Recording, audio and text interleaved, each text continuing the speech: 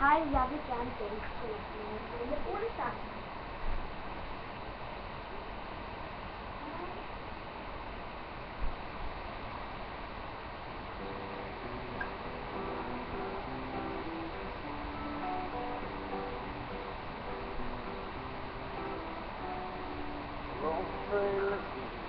Vi må ikke lege med Ole.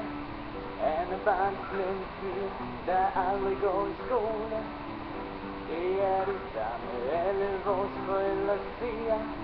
Ikke lege med Ole, tænker kun på druk og piger. Han drikker bajer, han sniffer lighter og gas.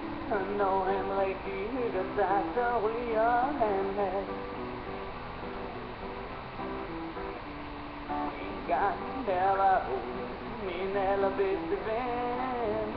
Nu må jeg aldrig lege med ham igen, for min mor, hun synes bestemt han var en bisse, da hun hørte han stod på en fest uden fisse.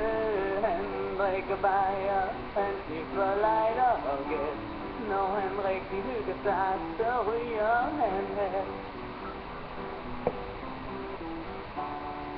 Nu er Ole blevet smidt ud af skolen, fordi han ragede Inger lidt meget under kjolen.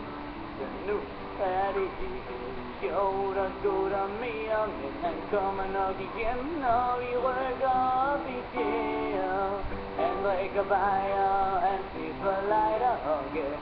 Og når han rigtig hygger sig, så ryger han hash.